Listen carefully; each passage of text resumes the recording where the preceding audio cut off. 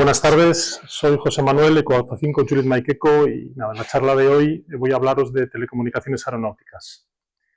En el mundo de la aviación, bueno, algunas generalidades al principio. Creo que cuando un pasajero coge un avión para ir, yo qué sé, de Londres a Johannesburgo o de Madrid a Tokio, probablemente no sea consciente de la cantidad de países y de actores que han tenido que ponerse de acuerdo para que ese vuelo sea posible, ¿no? Y en aviación el actor principal es la OACI. La OACI son las siglas de Organización para la Aviación Civil Internacional, y la OACI es a la aviación civil lo que la ITU, la Unión Internacional de Telecomunicaciones, al mundo de las radiocomunicaciones.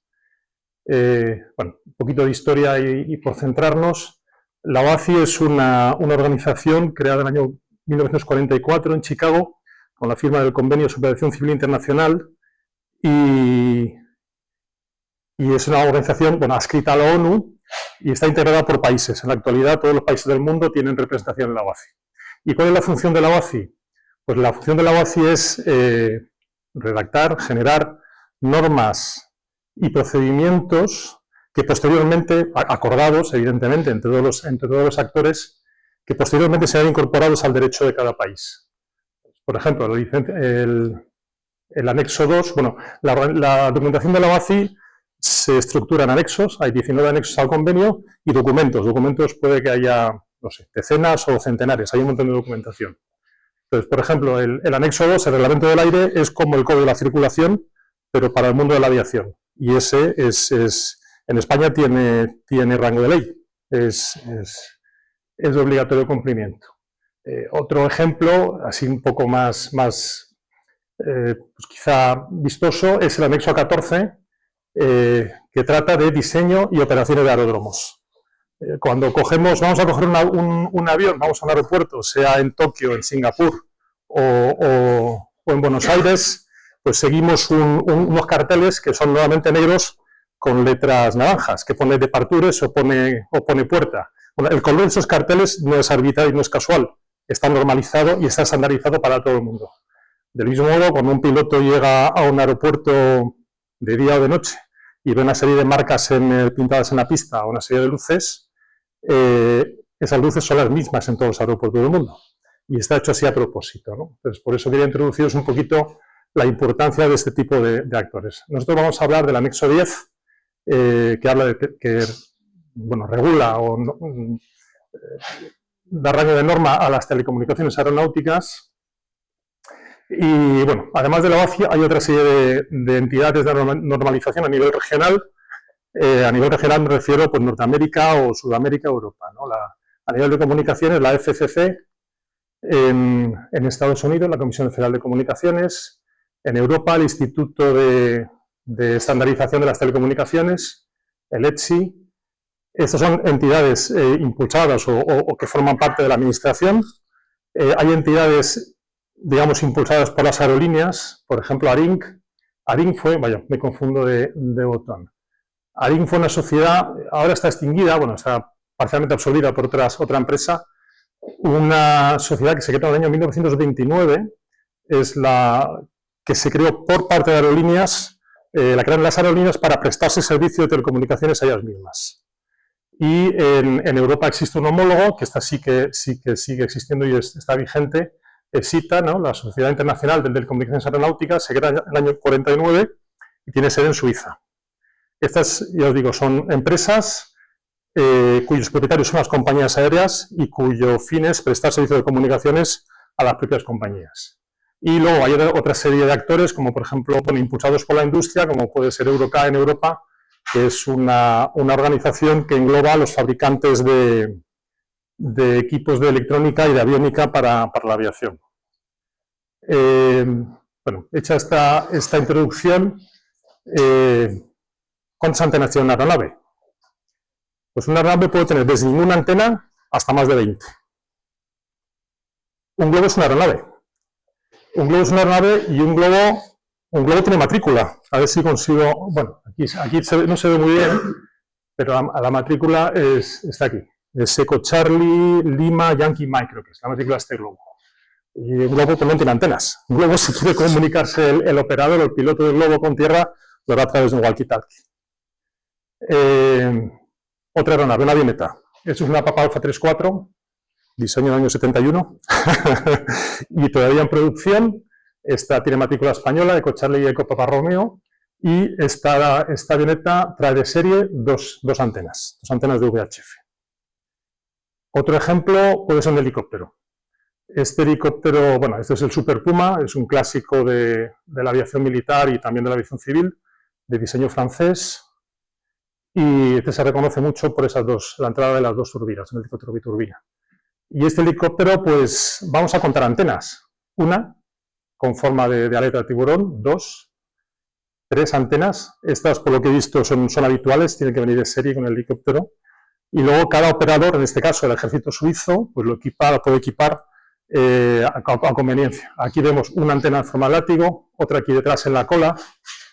Este hilo de aquí, yo entiendo que es antena VHF, y luego hay una antena muy importante, es esta protuberancia que tiene aquí en la cola del helicóptero, es una antena para que los servicios, los radares de control de tránsito aéreo puedan ver el helicóptero. Eso lo veremos un poquito más adelante.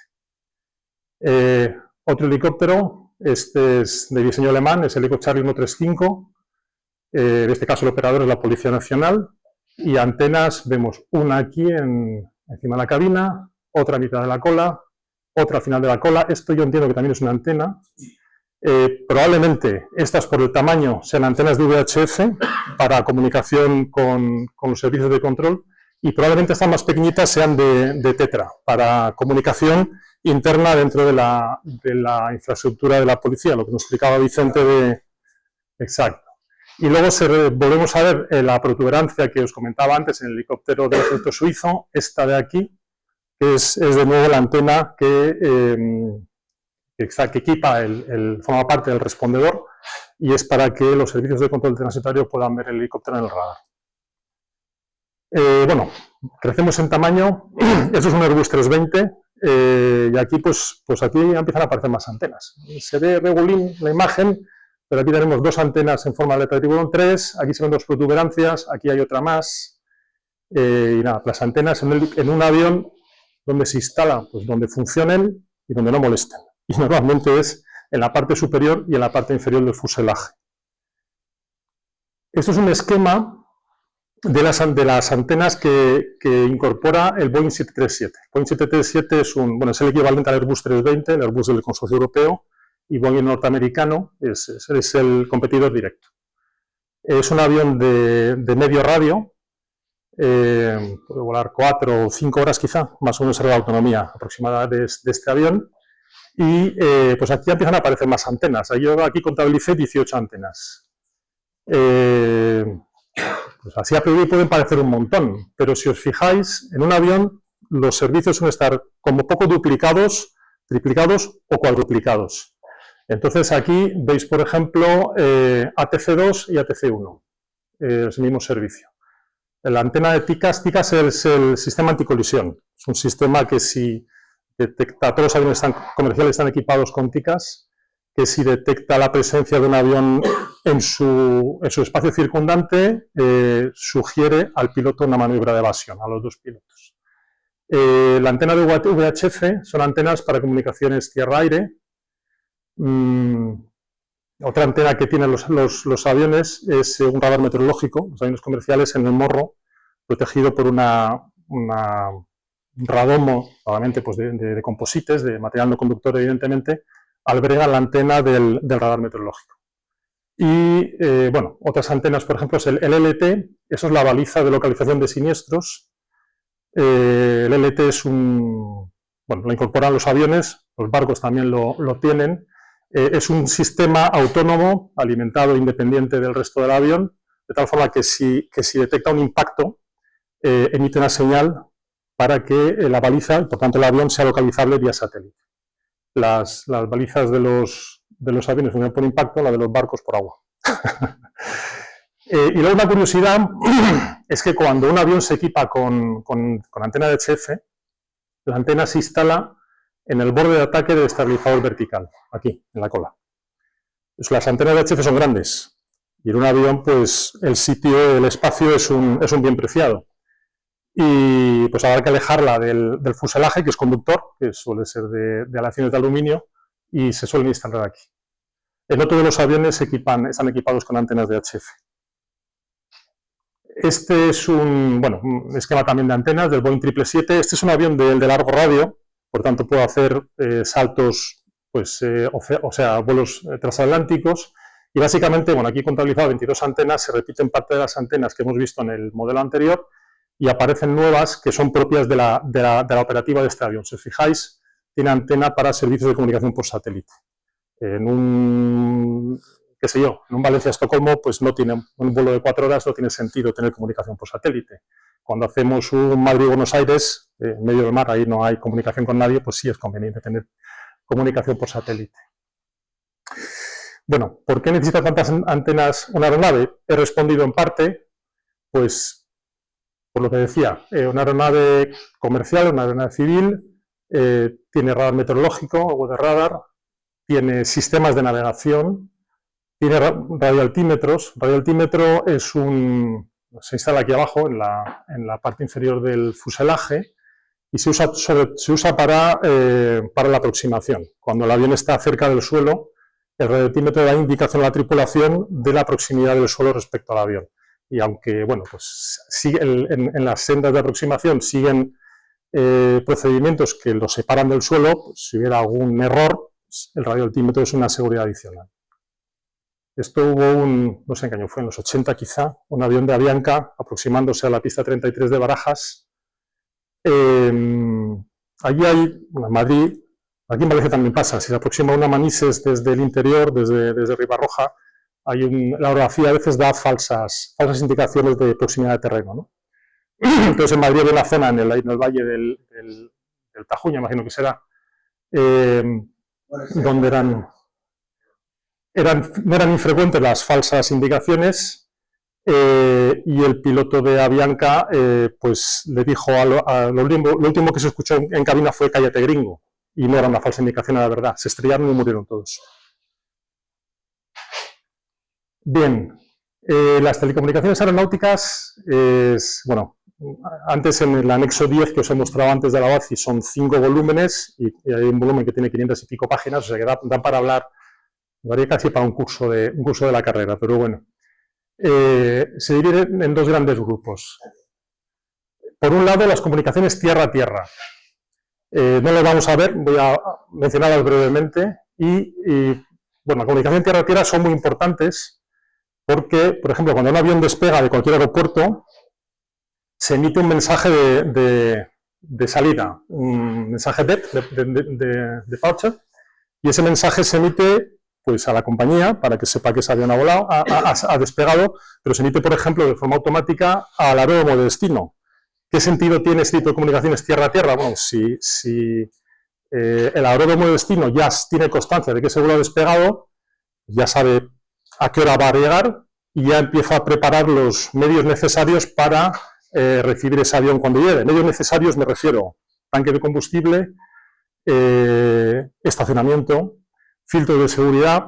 En un aeropuerto medio, por ejemplo, suele ser a veces un problema asignar un estacionamiento u otro a un avión en función del tipo de origen. Si un avión viene de Reino Unido o viene de Estados Unidos, donde es necesario el control de pasaportes, habrá que llevarlo a un lado del terminal para que el pasaje pase por control de policía. Si viene dentro del espacio Schengen no es necesario.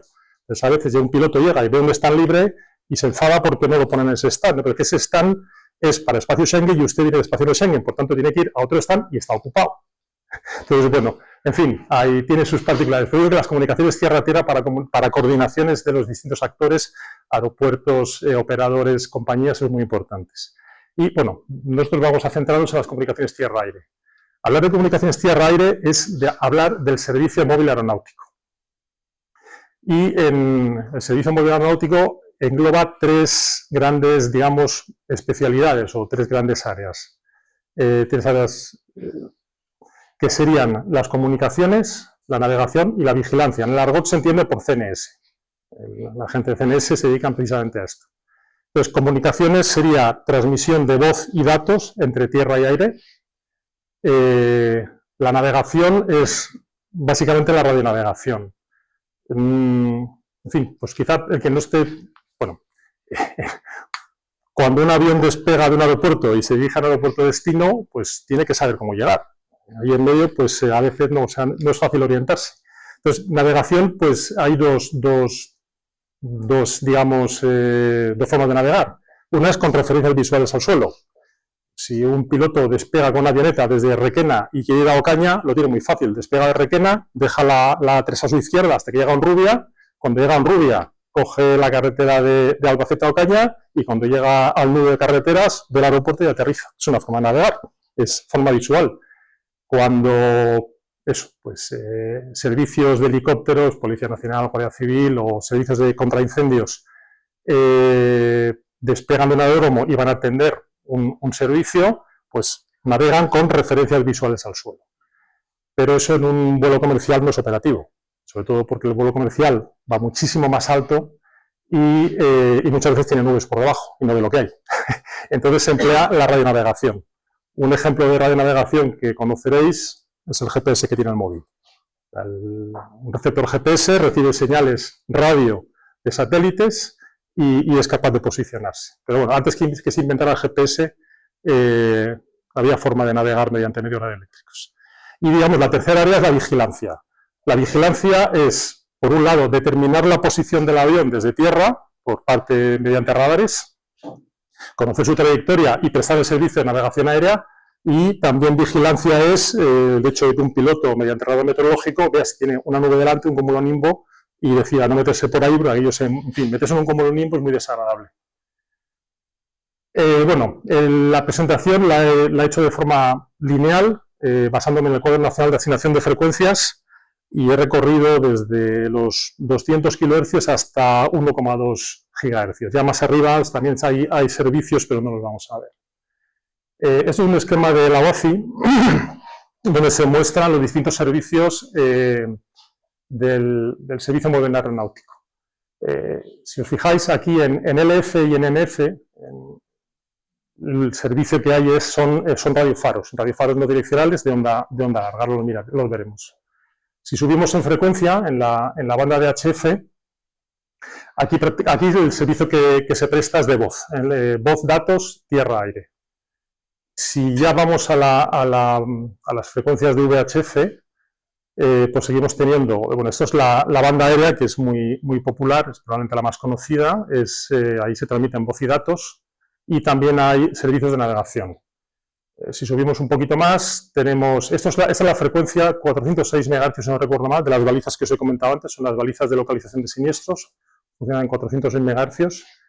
Y si subimos un poquito más de frecuencia, hasta los 1,2 GHz, tenemos la frecuencia de radar secundario, otro servicio de navegación, y ya para arriba, básicamente ya en el entorno de las frecuencias superiores a 1,5 o 1500 MHz, en cuanto a comunicaciones, son comunicaciones vía satélite, tenemos el uso del radar y el uso de radar aquí en verde, vigilancia, y ya los servicios de navegación no emplean frecuencias tan altas. Bueno, en la parte más baja del espectro radioeléctrico, el Cuaderno Nacional de Asignación de Frecuencias reserva la banda de 255 a 495 kHz a la radionavegación aeronáutica y también marítima. Los equipos de tierra son radiofaros no direccionales y son instalaciones de tecnología muy antigua, tecnologías de los años 30 del siglo pasado. El radiofaro emite una portadora modulada en amplitud en AM, que emite su código Morse. Todas las radioayudas de tierra están identificadas por 3 caracteres. Y ese indicativo de la radioayuda es único, bueno, 3, las hay de 2 y las hay de 1, pero normalmente son 3. Entonces, si una tripulación en vuelo quiere sintonizar la radioayuda, pues se va a las publicaciones oficiales. Las publicaciones oficiales están publicadas las coordenadas de esa estación terrestre, la frecuencia de emisión, el horario de operación, que suele ser H24, 24 horas al día, y el código que emite. Entonces, pues, por ejemplo, aquí en el entorno de Valencia, bueno, hubo 4, Esa estaba muy cerquita del aeropuerto, del barrio del Cristo, se desmanteló ahora 12 años, yo creo, ya no tenía ningún sentido mantenerla. Había una de indicativo Papa November Delta, Pinedo, que estaba detrás de Mercavalencia, está ya fuera de servicio desde ahora antes de la pandemia, quizá 6 años, no recuerdo bien, que emitían 340 kilociclos y quedan 2 operativas. Si tenéis curiosidad, las podéis sintonizar desde casa. Sagunto, Sierra Golf Oscar, que está junto al faro de Canet, que emiten 356 kilociclos, y Eco Bravo Tango, que es la base militar de Bétera, desarrolladas del Ejército de Tierra en este caso. Entonces, bueno, pues como os decía, son una tecnología que hoy en día está en desuso. Lo que pasa es que son equipos tan robustos que como no se rompen, no se quitan. Pero bueno, ahí están, ¿no? Cuando una radioayuda de estas está en mantenimiento, los técnicos hacen que emita el indicativo test y si se recibe desde el aire se sabe que no se puede utilizar para navegación. La particularidad de estos radiofaros es que al usar frecuencias del FMC la propagación es por onda terrestre. Entonces el alcance será pues unas 100 y pico millas, 200 kilómetros quizá, según la potencia de emisión, pero la precisión no es muy buena porque la señal está perturbada por la orografía y fenómenos meteorológicos y demás. Esto es una foto sacada de Google Earth del radiofaro de Canet. Y el radiofaro son 2, si algún día vais por ahí lo podéis dar un vistazo, 2 torres metálicas con un conjunto de 5 o 6 hilos dispuestos en horizontal, que actúan de condensador, y un hilo vertical que sale de la caseta de emisiones, que es el radiante. Eso es, simplemente. Y quería, bueno, emitir el problema es que no emite bien o sea, no hemos conseguido reproducir sonido, pero... ¿Cómo? Sí, es muy fácil. Sí, o sea, los que con un receptor de AM se oiría esto.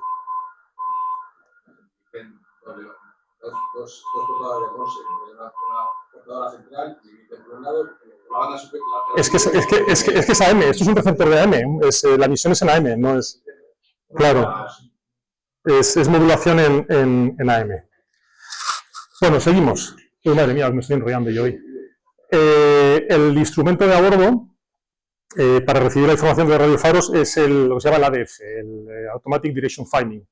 Es este equipo de aquí, donde se sintoniza la frecuencia que el piloto conoce porque está publicada, y este reloj que tenemos aquí arriba indica la posición del radiofaro respecto del eje del avión. Entonces, si el piloto quiere dirigirse hacia el faro de Bétera, pues sintoniza la frecuencia en cuestión aquí en el equipo, y lo que hace es pues lleva el avión para que la agujita esta marque hacia adelante, ¿no?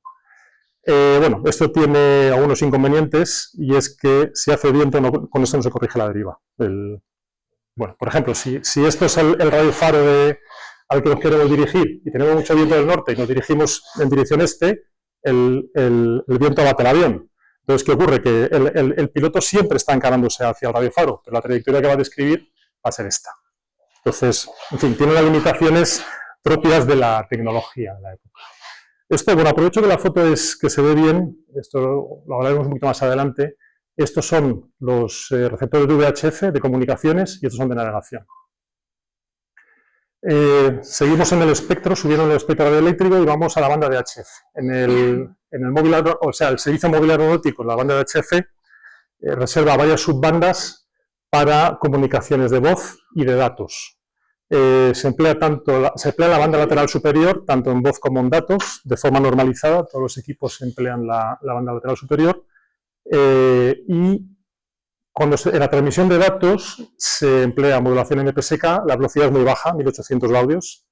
La potencia del emisor de tierra no puede ser nunca mayor de 6 kilovatios y la potencia de la nave siempre menor de 400 vatios. ¿Cuándo se emplea el HF? Pues el HF se emplea solo si el avión lo necesita para su operación. Pues cuando se va a realizar un vuelo sobre zonas remotas, grandes extensiones de desierto u oceánicas, donde debajo no hay cobertura de VHF ni hay radares, pues se emplean las comunicaciones de VHF. Bueno, desde hace 20 años las comunicaciones por satélite son relativamente comunes y se puede sustituir por COMSAT. Pues, por ejemplo, si volamos de Valencia a Estocolmo, que es un vuelo de 4 horas, los aviones de medio radio no están equipados con VHF, porque equipar un avión vale dinero.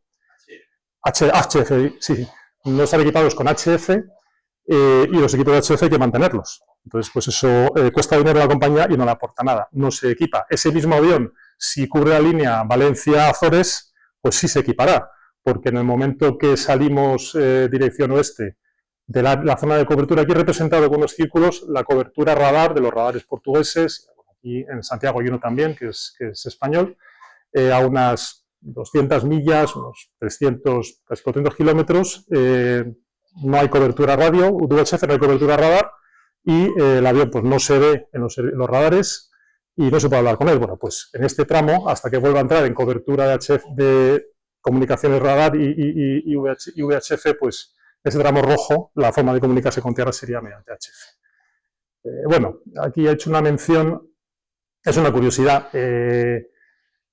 Imaginaos un vuelo de 8 horas escuchando el HF, eso es un castigo. El ruido es horrible, ¿no?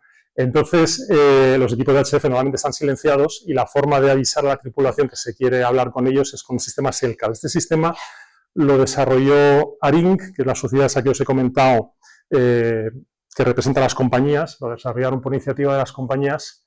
SELCAL significa llamada selectiva, ¿no? Selective Calling. Se empezó a desarrollar en el año 57 y consiste en la transmisión de 2 pares de tonos asignados a 2 letras. A un avión se le asigna un código, en este caso, en este ejemplo, sería Papa Sierra, Foxtrot Romeo, y cada letra tiene asignado un tono. Entonces, lo que hace el sistema es emite la suma de los tonos de las 2 primeras letras durante un segundo, tiene una pausa de 0,2 segundos y emite la segunda pareja de tonos. El sistema de a bordo detecta que la llamada es para él y avisa a la tripulación, que es cuando activa, bueno, cuando pone en marcha el aparato o quita el squelch y entonces se transmite. Seguimos. ¿Qué pinta tiene una antena de HF? Pero esto para los radioaficionados es un poco novedoso. Pues esto es una antena de HF. Esta ya no está en servicio. Esta en realidad no es del servicio aeronáutico, es del servicio marítimo de Telefónica. Eso está desmantelado ya. Esa estaba en Pozuelo del Rey. Este mástil es una antena vertical, aislada en la base, con radiales enterrados en el suelo. Y este mástil medirá entre 18 y 22 metros aproximadamente. Y aquí hay una serie de hilos que forman 2 conos. ¿Qué partícula tiene esta antena? Su Armando seguro que nos puede echar una mano. Que puede presentar una ROE menor a 2, desde 4 hasta 30 de 4 a 30 MHz. Entonces, el hecho de hacer una antena tan ancha mediante un conjunto de hilos hace que el ancho de banda sea mucho mayor. Una bicónica, correcto. Entonces, estas son habituales. En Canarias hay una estación española para comunicar, para control oceánico, una estación de HF, y sí que está operativa, y una de las antenas, un par de antenas que hay que emplean son antenas bicónicas como esta. Y el aparato de HF a bordo es algo así. Este es el panel de control que se instala en la cabina de pilotaje. Esto es el transceptor y esto es el acoplador de la antena. Como os he dicho, la antena ahí no vale antenas bigotes de gato ni nada por el estilo. Es una antena de longitud que es la que es, presenta la impedancia que presenta y para trabajar en el aquí en Cabo de Entrada había otra. Hay una, sí, una de Telefónica, correcto. Entra en la parte de revisión y en la parte de recepción también. Recibían con una bicónica. Con una bicónica, sí, son habituales. Y aquí en la transmisora, en la parte de transmisión, había una bicónica para fonía y un paraguas, una umbrella de 54 metros para telegrafía. Sí, estas son, la particularidad es eso, el ancho de banda, ¿no? Que es muy interesante con esa técnica. Ya os digo, para el equipo de a bordo, el equipo que está embarcado, siempre utiliza acoplador de antena. El de tierra, pues en principio no será necesario. Bueno, seguimos aumentando en frecuencia. De 108 a 118 MHz, esa banda está reservada a radionavegación aeronáutica. Esto es un radiofaro, pero con una tecnología posterior, o sea, más sofisticada que el MDB que os he enseñado antes. Esto se llama, bueno, las siglas por las que se conoce es el BOR. BOR significa VHF Omnidirectional Range, radiofaro omnidireccional de VHF. Sobre esta es pues eso, que funciona en VHF. El alcance máximo es de 200 millas náuticas, unos 370 kilómetros. También transmite su indicativo en código Morse, y la particularidad o la sofisticación de este equipo es que es capaz de transmitir dos tonos de dos señales senoidales de 30 hercios. Una de ellas, la fase, se considera como fase de referencia, y en la otra señal, la fase respecto a la fase de la segunda señal de 30 hercios respecto a la principal, cambia en función de la posición que tiene el receptor respecto al radiofaro. Es decir, si el radiofaro está en el norte de la radioayuda, el desfase entre ambas señales será 0. Si el radiofaro está 90 grados al este, el desfase entre las señales será de 90 grados. Entonces, midiendo ese desfase, es posible determinar la posición del avión respecto del radiofaro. Esto sí permite volar corrigiendo la deriva, porque el avión sabe exactamente en qué radial se encuentra respecto de la radioayuda. Por tanto, si el viento tiende a batir el avión, el piloto tiene capacidad de reposicionar el avión en una trayectoria respecto al suelo. La tecnología creo que es de los años 50, más o menos, o del siglo pasado. La antena receptora pues, es una simple antena vertical. ICOM y Yaesu comercializan walkie-talkies de uso aeronáutico, y algunos modelos incorporan receptores BOR. Se pasea uno con el BOR en tierra y bueno, pues sabe en qué radial está de una radioayuda, ¿no? Llegado a este punto voy a introducir un concepto que es el ILS, el Sistema de Aterrizaje por Instrumentos. Cuando un avión comercial, bueno, comercial o no comercial, da igual, un avión se aproxima a un aeropuerto, no puede estar a expensas de que haya nubes para poder aterrizar. Entonces, los aviones comerciales están equipados con sistemas a bordo que reciben señales de tierra que les permiten aproximarse a la pista sin visibilidad. Y el sistema más popular es el ILS. El ILS está compuesto con una serie de subsistemas que permiten situar el receptor, el avión, en el eje de pista en cuanto a planimetría, y permiten situar la aeronave en una senda de descenso. Permite situarla en una pendiente, en un plano oblicuo que le conduce, que termina en el punto de toma de la pista. La parte del ILS que sitúa respecto al eje de pista se llama localizador, y la parte que permite establecer ese plano inclinado que lleva a la aeronave hasta la pista se llama la senda de descenso, el glide slope en inglés.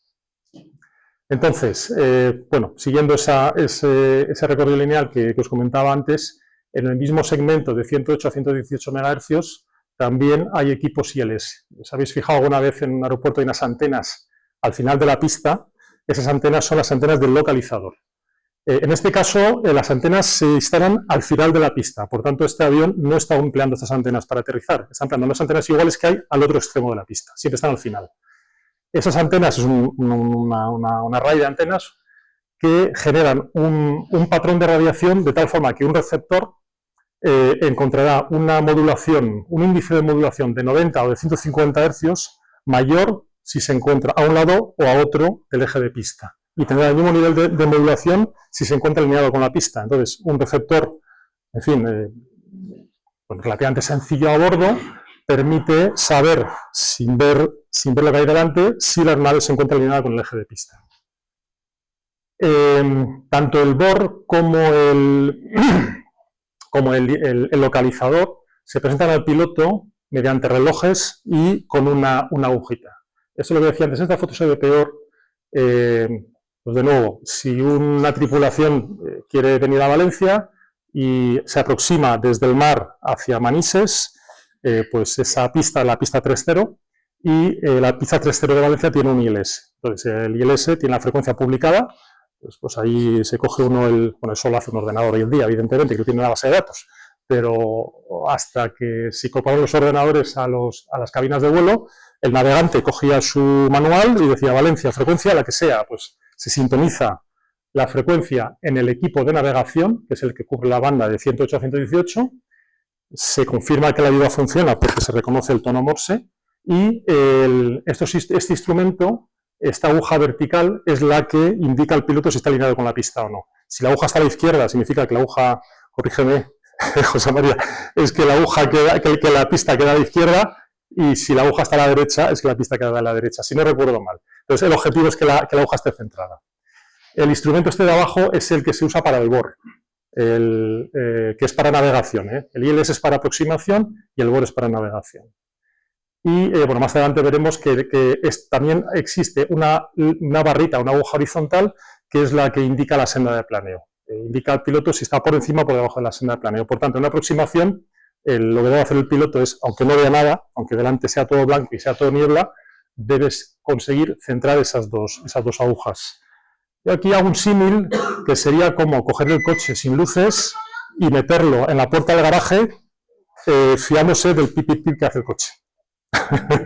Bueno, en fin, tiene una ventaja, ¿no? Y es que estos procedimientos permiten la aproximación, bueno, según la categoría del procedimiento. El ILS más habitual, que es el que ha instalado en Valencia, por ejemplo, es categoría 1, que permite aproximarse con 550 metros de visibilidad. Es decir, si a 550 metros de toma el piloto no ve la pista, mete motor y se va al aire, no puede tomar. Y con una altura de decisión de 200 pies. 200 pies son 60 metros. 60 metros. O sea, este sistema, en el de menor prestaciones, que es la categoría 1, permite llevar el avión a 60 metros del suelo y a 550 metros del umbral de pista, y en ese momento el piloto tiene que tomar la decisión. Si ve la pista, aterriza en visual, y si no, mete motor y se vuelve al aire. No se puede seguir.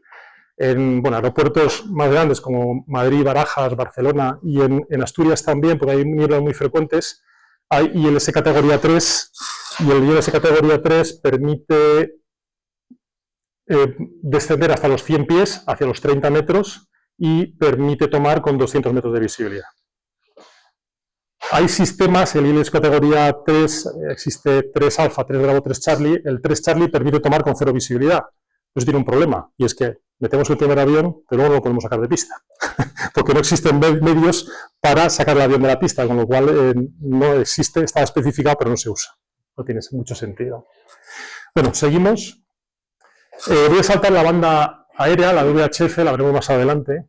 Y quiero hacer una mención, que una nota de utilización nacional que está publicada en el Código Nacional de Asignación de Frecuencias en el BOE, y es la ON28. La banda de frecuencias de 235 a 400 MHz está destinada a uso exclusivo del Estado para sistemas del Ministerio de Defensa. O sea, ahí encontraréis comunicaciones del Registro del Aire, o sea, la parte militar de la aviación utiliza esa parte del espectro, y entiendo que también del servicio del Ejército de Tierra, ¿no? Son una banda reservada para el Ministerio de Defensa.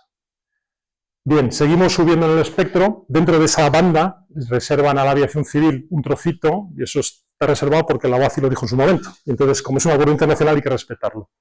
Este segmento del espectro está reservado a la senda de planeo. La senda de planeo es esta antena de aquí, y esta se coloca junto a la altura del punto de toma. No están al final de la pista, sino están a un costado y están a la altura del punto de toma. Estas antenas, este sistema suele estar formado por 3 antenas que emiten una serie de señales que digamos, interaccionan en el espacio y generan el patrón de radiación parecido al que os decía antes, 150 Hz, 90 Hz, que indican a la tripulación si está por encima o por debajo de la senda de planeo. Estas zonas, este terreno circundante, se siega con frecuencia y se protege con una cerca de madera y un cordón y unas banderitas para que nadie entre ahí. Porque si ahí metemos un coche, un camión de bomberos, un camión de obras, puede perturbar la señal y la información que se recibe a bordo podría no ser correcta. Y luego otra curiosidad, y es que estas ayudas se calibran y se verifican como mínimo una vez al año.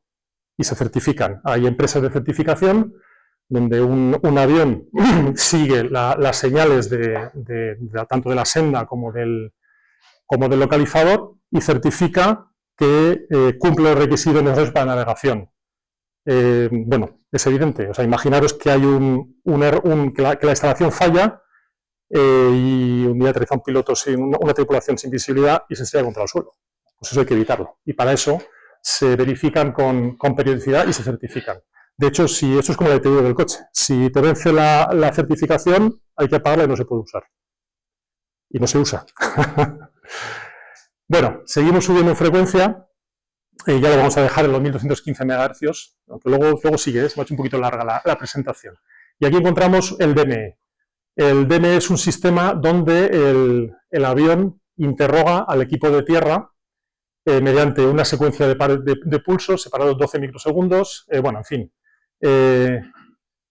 El equipo de tierra retransmite la secuencia que ha recibido con un retraso de 50 microsegundos y la electrónica del avión lo que hace es, bueno, por la diferencia de tiempos le quito 50 microsegundos, lo divido entre 2, lo multiplico por la velocidad de la luz y conozco la distancia entre la antena del avión y la antena de tierra.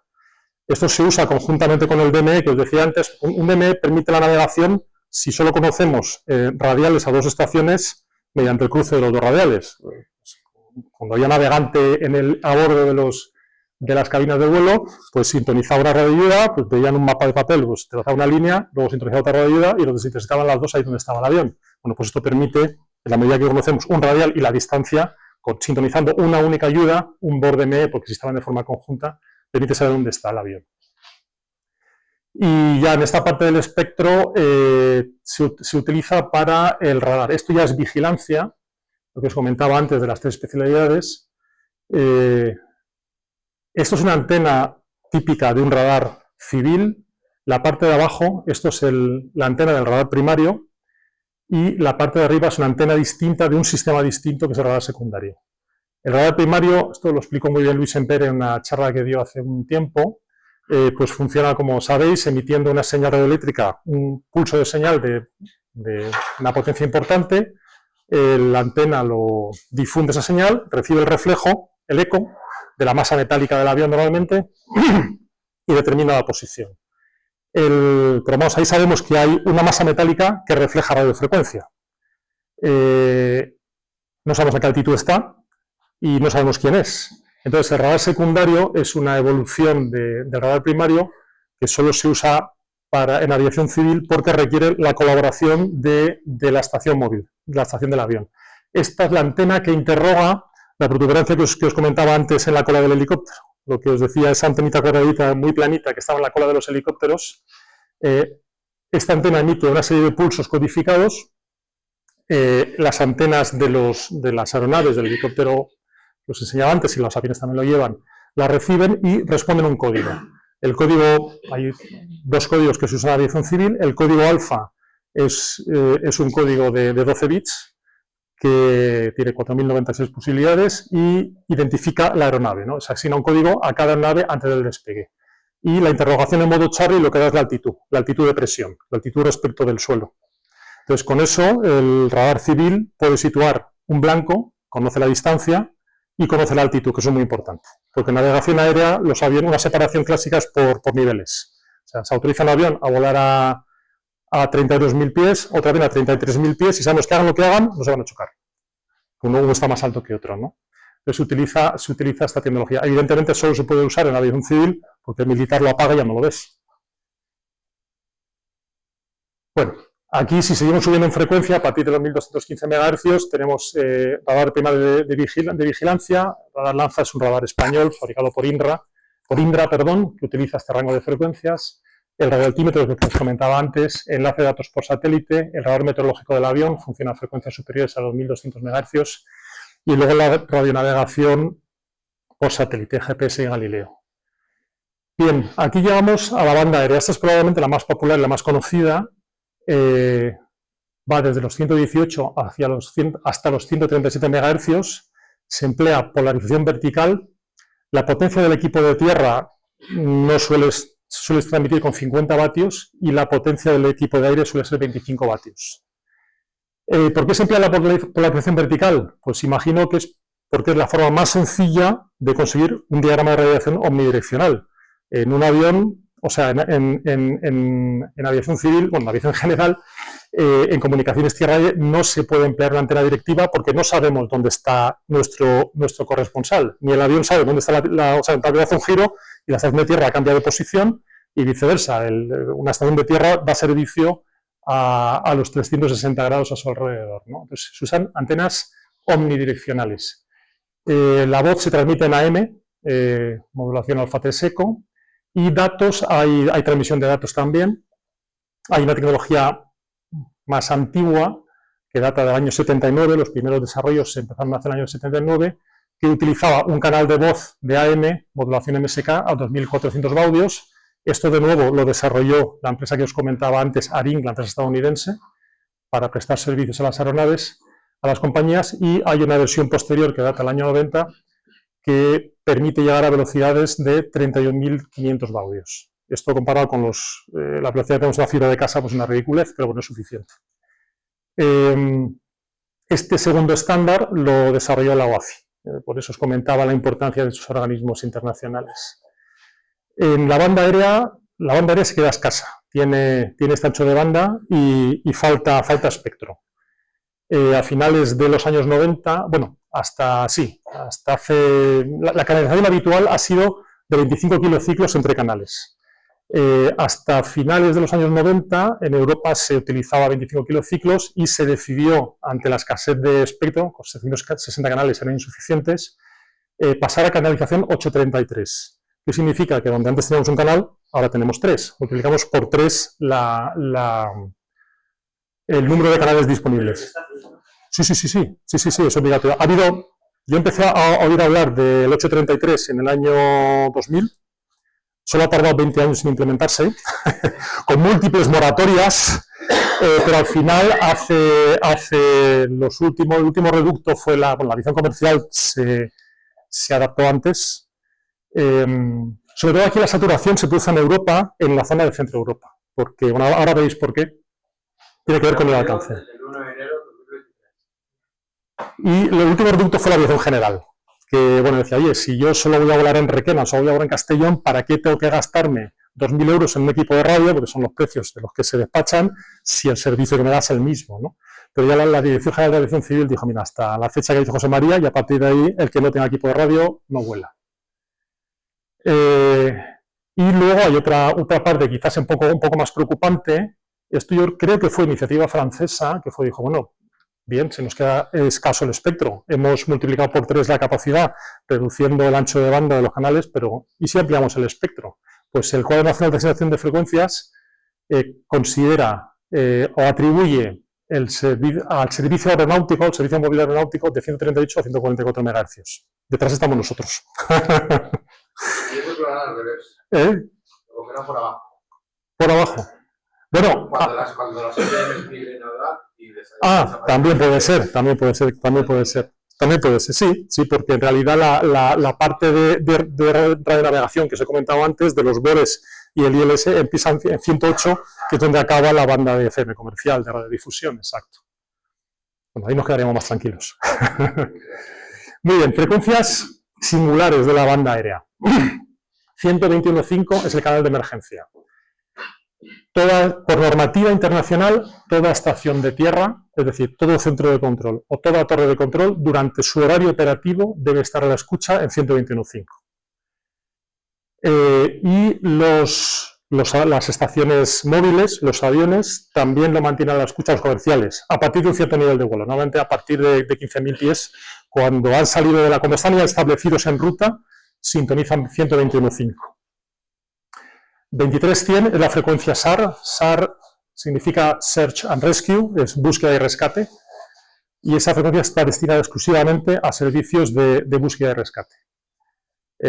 Pues aquí se cayó ahora unos años una avioneta que iba de Reus a Ibiza, si no recuerdo mal, se estrellaron y bueno, murieron los 2 pilotos, claro, y se estableció un dispositivo de búsqueda, estuvo allí el avión del SAR de Palma y helicópteros, batiendo la zona hasta que, intentando buscar, imagino que lo encontrarían, el resto del fuselaje y la tripulación fallecida, y ellos emplean esa frecuencia de forma exclusiva. Luego hay una frecuencia curiosa, los pilotos la llaman correlativa, porque es 1, 2, 3,45, y esa frecuencia la OACI la reserva para su uso aire-aire, frecuencia interpilot, en zonas remotas, donde no hay cobertura de los servicios de tierra. En la práctica se usa para cotilleo. No sé, cuando han oído un compañero en la frecuencia de control, Luis, pasa la correlativa, entonces pasan esa al otro equipo y hablan de sus cosas. En fin, luego hay otro segmento, es el Cuadro Nacional de Atribución de Frecuencia reserva entre 31.4 y 31.975 a compañías aéreas, puede ser compañías aéreas, se dice tierra-aire, como para el entorno aeroportuario. Pues cuando tienes que hablar con la tripulación, con el piloto, por si, bueno, pues el piloto reclama combustible, que no le llega a la cuba, pues usa una frecuencia de esas asignadas a la compañía, se comparten entre compañías y están asignadas por aeropuertos.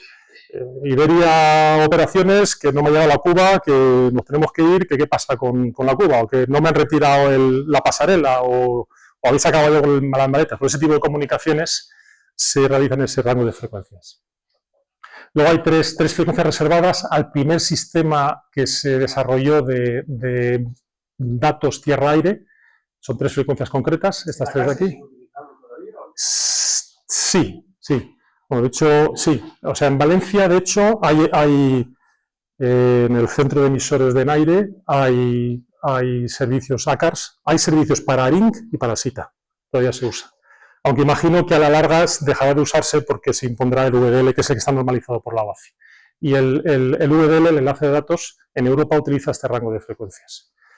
Y luego las frecuencias de la banda aérea son públicas. O sea, si uno quiere saber cuál es la frecuencia de ground o de salidas o de llegadas del aeropuerto JFK, se va a esta página web, fa.gov.ar, se busca la IP y ahí busca el aeropuerto en cuestión y están publicadas las frecuencias. Si quieres saber la frecuencia del aeropuerto de Alicante, de Gerona o de Barajas, pues os vais aquí a ip.enaire.es y ahí lo encontráis. Esto es lo que se llama los servicios de información aeronáutica y la forma de presentar la información está normalizada también por la OACI. Por eso os he hecho esa introducción al principio. De tal forma que cuando uno coja el AIP marroquí, el AIP tunecino o el AIP de Chile, sepa encontrar la información que busca porque el formato es el mismo en todos los países del mundo. Y estas son publicaciones oficiales que publican los estados. Bueno, enlace de datos. Voy a resumir porque se me está haciendo ya un poquito largo. Bueno, hay varios modos. En lo que os decía, en el año 78 ARINC definió un sistema para Estados Unidos, se popularizó y años más tarde la OACI estableció una norma aplicable a todo el mundo y estableció varios modos. Bueno, el modo 1 era compatible con lo que había antes, con el ACARS, esta parte tiende a estar en desuso, pero todavía hay servicios. El modo 2, que es obligatorio para la aviación comercial y sí se usa. Y luego, bueno, hay otros modos que se definieron, pero no se utilizan. Esto, bueno, un usuario que no conoce la dinámica de las compañías puede llamarle la atención, pero bueno, el avión, por ejemplo, tiene un sensor en las ruedas que sabe si está en modo airborne o ground, sabe si está en tierra o está volando. O sea, a la compañía le interesa saber automáticamente, en el momento que un avión suyo despega, que ha volado. Bueno, pues a través del enlace de datos, un avión manda información a la compañía y la compañía sabe en su centro de operaciones que ese avión acaba de despegar de donde sea. Y luego, bueno, también esto, la verdad que con WhatsApp y con el correo electrónico actual nos puede parecer una tontería, pero fue un gran avance en la aviación, que fue poder solicitar información a bordo, ¿no? Hay servicios, eso no lo he mencionado, que hay tantas cosas de las que hablar, hay servicios de radiodifusión de información, en Valencia, en todos los aeropuertos importantes hay uno, que utiliza un canal de voz y una locución automática difunde lo que se llama el ATIS. ATIS es Servicio de Información de Área Terminal, o Servicio Automático de Información de Área Terminal. Entonces, pues si uno sintoniza el ATIS de Valencia, no recuerdo la frecuencia, 21.8 creo que es, bueno, no lo recuerdo. Pues te dará la pista en servicio, el viento, el QNH, que es la presión que hay a nivel de suelo, algún tipo de restricción operativa, la visibilidad, temperatura, pues ese tipo de información. Entonces, bueno, pues el mensaje de radiodifusión en los años 70 era un cassette que grababa un operador y se reproducía hasta que lo grababa encima otra vez, ¿no? Pues ahora es un ordenador que genera esa voz, pero al final, en realidad, esto solo utilizan las avionetas un avión comercial, pues, en fin, una hora antes de llegar, vuelo París-Valencia, pues antes de llegar al Pirineo, antes de tener cobertura a ese servicio que se emite desde el aeropuerto, mediante el enlace de datos puede pedir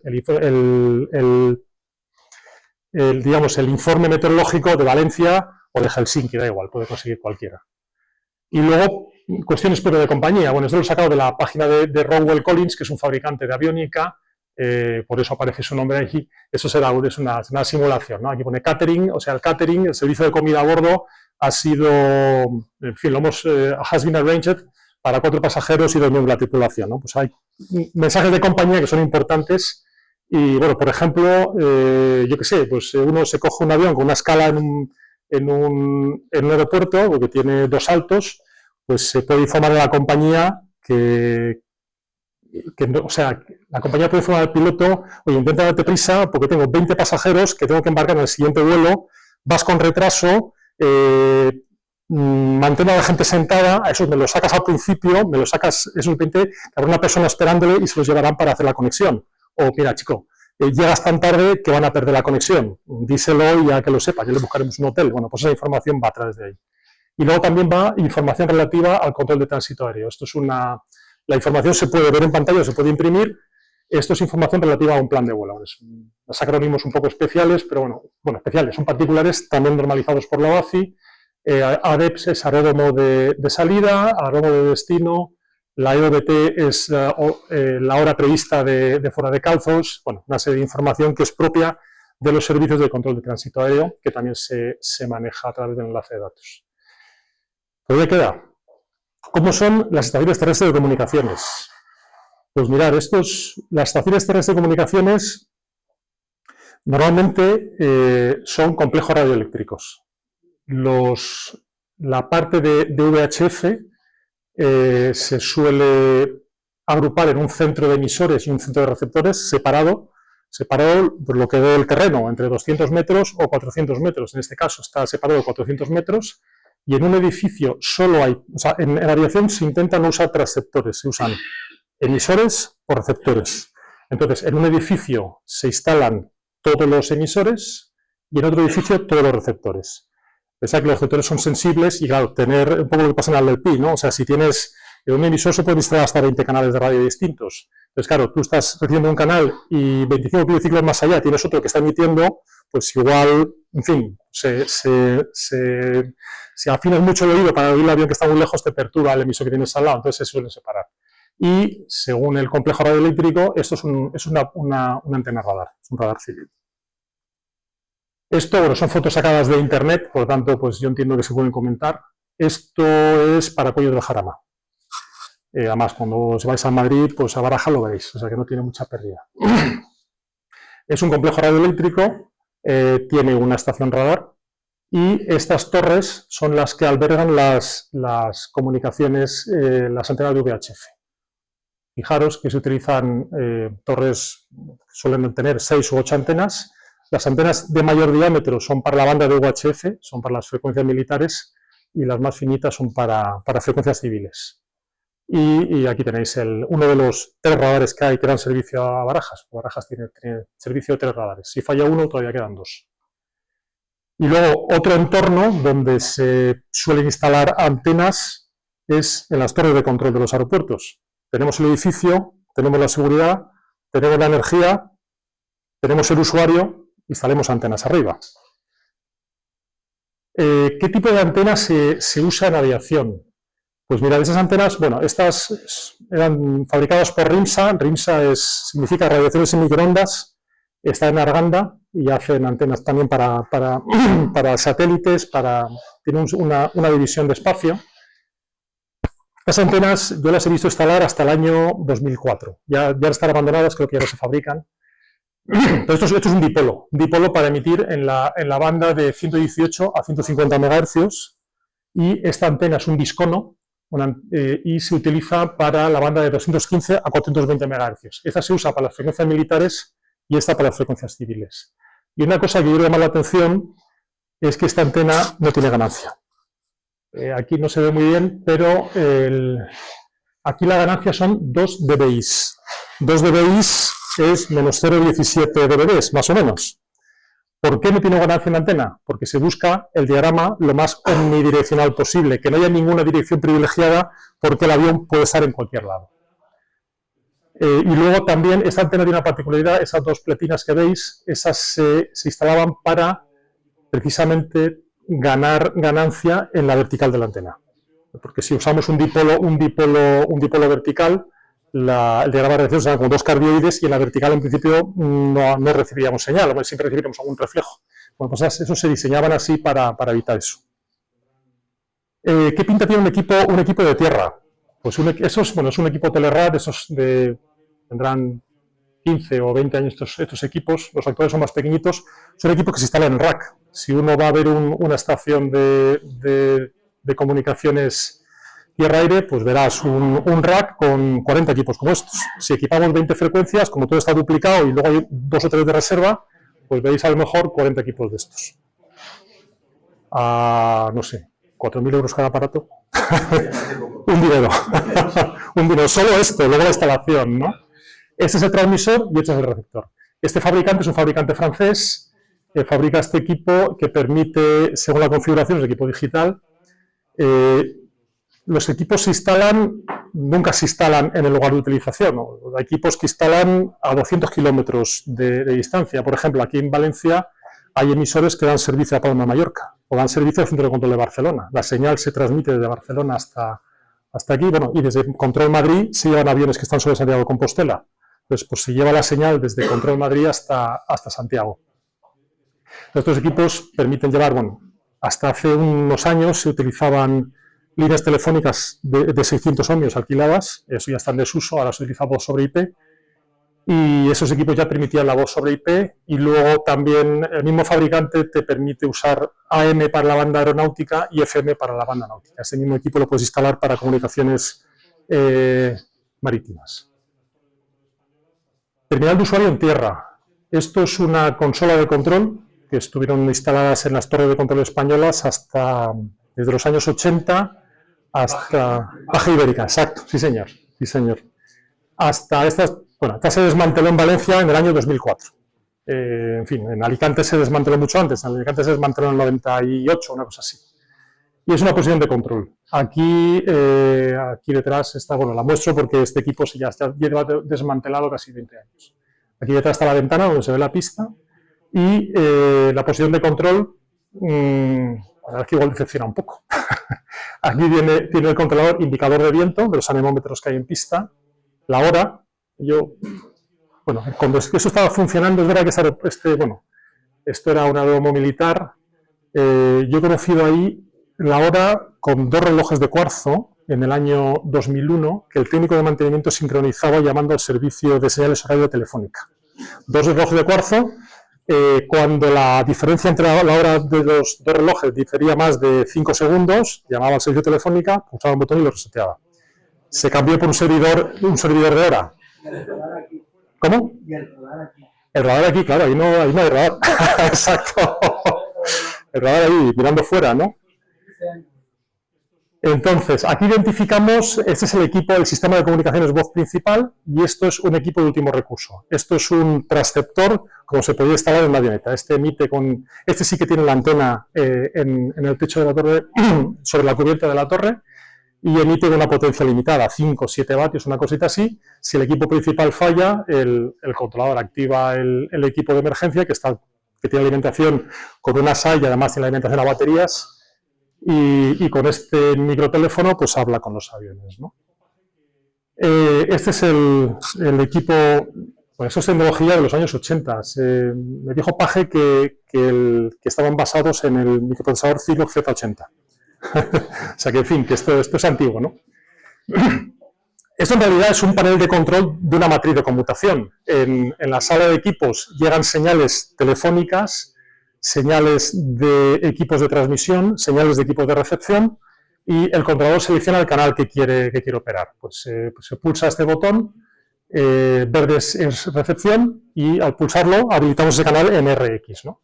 Si se quiere transmitir, pues se pulsa la tecla de la derecha la tecla está con el botoncito rojo y entonces si le meto el botón rojo significa que cuando pulse el PTT saldrá por ese canal. Se puede recibir, aquí tiene asignados 1, 2, 3, 4, 5 canales de radio, 6 canales de radio y permite pues, la transmisión de todos a la vez, la radio de todos a la vez o de ninguno, eso va a gusto, ¿no? Y luego aquí hay señales telefónicas pues, con servicios, con bomberos, con servicios esenciales del aeropuerto. Se pulsa un botón y contesta al corresponsal, no hay que marcar. Estas son las consolas nuevas que se están instalando en los centros de control. La diferencia entre una torre de control y un centro de control es que desde la torre de control controla solo el entorno aeroportuario y controla lo que ve, controla la vista.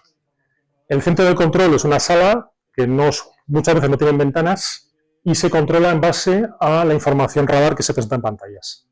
Esas consolas, bueno, las han adquirido en aire, las primeras se instalaron en Canarias y en Valencia y se están instalando en Madrid, Barcelona, Sevilla y, bueno, lleva un plazo de ejecución relativamente dilatado. Y aquí el sistema de comunicaciones voz es esta pantallita de aquí. Esta foto es sacada de internet. Esta pantalla es una terminal táctil conectada a un ordenador donde el controlador puede seleccionar pulsando la tecla los canales por los que quiere transmitir o quiere recibir. Otro equipo móvil, pues es un equipo de ICOM, de los equipos aeronáuticos. Esto se suele instalar en vehículos, en coches, en vehículos del entorno aeroportuario, y estos se suelen instalar en los despachos de las compañías aéreas. Lo tienes ahí en Rinconcito, en el aeropuerto de Manises, y el avión, o sea, la tripulación, precisamente esos están sintonizados a las frecuencias que decía antes, que es de uso de compañía. Son para este tipo de mensajería propia de la compañía. ¿Qué pinta tiene el terminal de usuario de a bordo? Pues eso es la foto de una cabina de un 320. Y la radio es esto de aquí. De tanto botón, a la izquierda se sienta el comandante, a la derecha el primer oficial, el copiloto, piloto y copiloto, y el panel de control de la radio es esto. Este terminal de aquí sirve para muchísimas cosas, se llama el FMS, permite introducir una serie de datos en el vuelo del avión, para paragonar el vuelo del avión, y aquí suele haber una impresora que permite recibir información en formato papel, que es la que os he enseñado antes. Este es el terminal de control de un equipo aeronáutico. Nada que ver con un Yaesu radioaficionado. Aquí no tienes filtros, no puedes seleccionar el ancho de banda, solo puedes seleccionar la frecuencia. Y fijaros, este panel tiene 3 pulsadores de VHF. Esto es el equipo de VHF1, VHF2 y VHF3. Un avión comercial suele estar equipado con 3 equipos y se puede seleccionar cualquiera de ellos. Si el avión tiene equipo de VHF, se selecciona desde aquí, y esto es para los sistemas de navegación. Eso en realidad a fecha de hoy no se utiliza porque la navegación la hace el piloto automático, los ordenadores. ¿Cómo se opera una radio de estas? Pues en la ventana donde pone Active, esta es la frecuencia en la que está trabajando el equipo de radio. Y mediante el dial se puede cambiar la frecuencia que está en stand-by. Entonces, un piloto que despegue de Madrid, pues tendrá sintonizada la frecuencia de torre, se la autoriza a despegar y en el momento que ha levantado el vuelo, pues a los 1.500 pies o, bueno, algo más, 2.500 pies, el controlador de torre transfiere la tripulación al controlador radar, que en caso de Madrid está en Torrejón. Entonces le dice, pues las frecuencias no son estas, pero imaginaros que está sintonizando 1810, que es la frecuencia de torre de una de las 4 pistas de Barajas, y el control le dice, bueno, pues en el aire llame Madrid Control 129 decimal 300. Pues el piloto con el dial selecciona esa frecuencia, pulsa este botón, las flechitas, y las frecuencias permutan. La que estaba activa pasa a stand-by y la stand-by pasa a ser activa. ¿Qué ocurre si en esa frecuencia no le contestan? Pues lo que hace el piloto es vuelve a pulsar este botón, como sigue memorizada la frecuencia anterior, pues le diría, torre de Barajas, no tengo respuesta en 29.3. Pues la torre busca una solución. O se ha equivocado a la hora de introducir la frecuencia, pues se ha equivocado lo mismo. Si no tiene respuesta o le responde a alguien que no es, le dirá, vuelva a su frecuencia anterior, go back to your previous frequency, pulsará el botón, volverá a la frecuencia anterior que no ha perdido, ¿no? que permanece en esta casilla, y podrá hablar con el controlador anterior.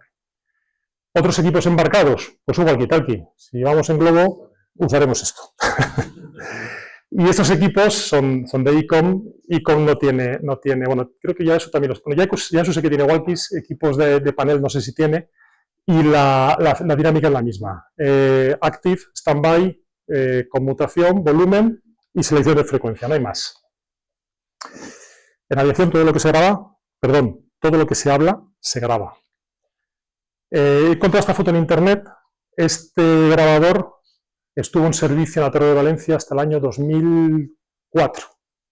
Es un grabador de cinta de 64 canales, Racal, tecnología también de los años 80. Y el modo de operación, bueno, voy a tener una cinta por curiosidad, los modos veteranos quizá los suene. Esta cinta es esta. Es una cinta de 1 pulgada de ancho y aquí se pueden grabar 64 canales simultáneamente. La forma de operar era, como veis, están duplicados los equipos. Un grabador se deja, una cinta de esta debería durar un día más o menos. Entonces, aquí se encaminaban las señales de audio y de telefonía, los señales de radio y telefonía que se deseaba grabar, y la cinta estaba grabando permanentemente en los canales asociados. La torre no tiene 64 canales, pero bueno, podía grabar hasta 64. Y el segundo equipo está en stand-by con una cinta. Si el microprocesador de este equipo detecta un fallo, automáticamente activa el equipo de reserva. Una vez al día, por la noche, el técnico de mantenimiento llegaba y le daba un botoncito y activaba el segundo grabador. Y la cinta del primero le daba un botón, rebobinaba, la metía en una caja y la guardaba. Ponía una cinta virgen, bueno, una cinta para reescribir, y esa cinta quedaba preparada para operar al día siguiente. Si había habido esas cintas se tienen que guardar por normativa un mínimo de 45 días, y si había habido un accidente o un incidente, esa cinta se saca de la rueda, se aparta y se lleva con custodia también, porque estas cosas no se deben difundir, porque luego a veces hay filtraciones, y esa se lleva a un reproductor, y ahí los investigadores la escuchaban y la transcriben y realizan el informe. Esto, pues, evidentemente, en el año 2000, ya más de 20 años, se ha ido sustituyendo paulatinamente por equipos, por grabadores digitales. Esto ya no se encuentra. Y esto es un grabador de voz de a bordo, es la famosa caja negra, que no es negra, que es naranja. Este equipo tiene doble funcionalidad, tiene el Cockpit Voice Recorder, que graba la voz de cabina y graba también los datos de vuelo. Datos de vuelo es, si el avión, pues el avión este que se estrelló en Washington, bueno, un helicóptero se estrelló contra el avión, pues al recuperar la caja sabemos qué dijo la tripulación en los últimos minutos, en este caso desafortunadamente, y sabemos qué potencia tenía el motor, qué velocidad llevaba, cómo estaban regulados los flaps, y a partir de ahí se puede descargar esa información y recomponer el escenario en el que ocurrió el accidente e investigar qué ocurrió. Una pregunta típica: ¿qué alcance tienen las comunicaciones en VHF? Pues a mí me dieron esta formulita y la verdad es que funciona, es verdad, ¿eh? El alcance de las comunicaciones en VHF está condicionado por el horizonte radio. En VHF las comunicaciones se limitan a la línea de visión. En el mundo de la aviación se utiliza esta fórmula. La distancia máxima de cobertura que podemos tener, expresada en millas náuticas, una milla son 1.852 metros. Es 2,23 por raíz cuadrada de la altura del avión más la raíz cuadrada de la altura de la aeronave, expresado en metros.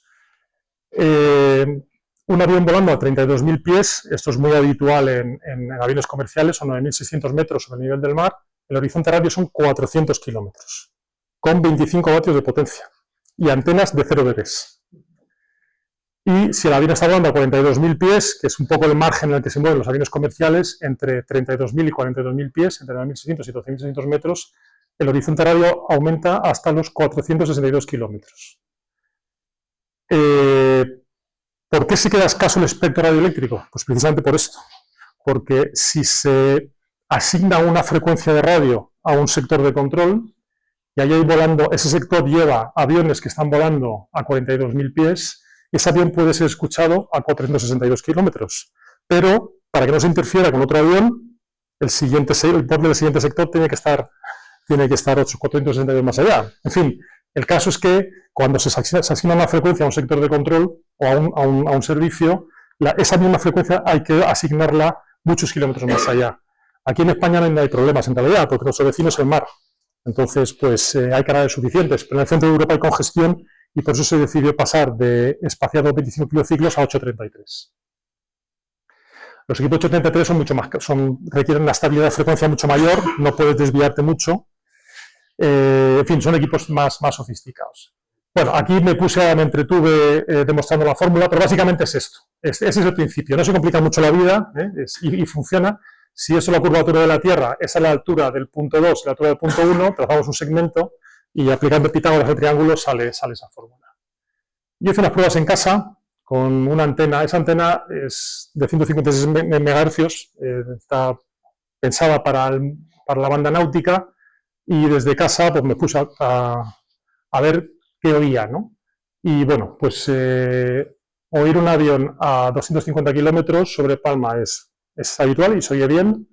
Oír un avión sobre Madrid prácticamente a 225 kilómetros se oye bien, con una antena que está diseñada para trabajar 40 MHz más arriba, con una buena pues mejor, ¿no?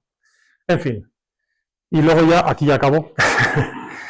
Una técnica que se utiliza en banda aérea, que es la técnica de portadora desplazada. El ancho de banda de voz que se transmite está limitado a un canal telefónico. Yo creo que cuando se utilizaba el estándar de 25 kilociclos, el ancho de voz iba de 300 a 3300 hercios y con el desplazamiento 833 se ha reducido. Solo se transmite el audio de 300 a 2700 hercios. Amplitud modulada, el ancho de banda es el doble. Si tenemos que meter un canal en 833 y dejándonos un margen para la posible deriva de frecuencia, por eso se ha limitado el ancho de banda a emitir. Pues eso, dado que se utiliza la modulación AM, una portadora modulada con este ancho de banda ocupa 5,4 kilociclos. En un canal de 25 kilociclos caben hasta 5 portadoras. Sería esto. Eso es lo que se llama portadora desplazada. En 833, si solo no se utiliza la técnica de portadora desplazada, los franceses han dicho que sí, bueno, en fin, hay un poco de debate, pero sería para otro rato, pero una técnica que se utiliza, por ejemplo, cuando se quiere incrementar la cobertura, es emitir desde 2 estaciones distantes con un desplazamiento de frecuencia. Eso es una técnica normalizada por la OACI, descrita en el anexo 10. Entonces, en un espaciamiento de canal de 25 kilociclos, si nosotros emitimos desde un centro emisor frecuencia nominal menos 5 kilociclos y frecuencia nominal más 5 kilociclos en otro centro emisor que esté a lo mejor, pues uno puede estar en Ibiza y otro centro emisor puede estar en Palma o en Alicante. El avión que recibe este ancho de banda de 25 kilociclos, por efecto captura, va a mandar al altavoz de la radio del avión solo el canal más potente. Por tanto, se emiten 2 portadoras, pero ahora solo se recibe una. La transmisión al revés, en sentido inverso, es un poco distinta porque el avión emite siempre en la frecuencia central. Los 2 centros radioeléctricos reciben la misma señal, se encamina al usuario y hay una tarjeta que discrimina por relación señal-ruido con la mejor señal de la que presenta el controlador. Entonces, esto está sacado de la página de NAIRE. Esa es la cobertura radar, que es equivalente a la cobertura radio, desde el radar de... Esto está en la página web insignia.naire.es, podéis cachar si queréis. Desde el radar de Valencia a 2.500 pies, esa es la cobertura que ofrece y esa es la cobertura del radar de Alicante. Este es el radar de Palma. 2.500 pies son 750 metros. O sea, sería estar en el LP y ver la avioneta pasar delante de los ojos de uno, es muy poquito.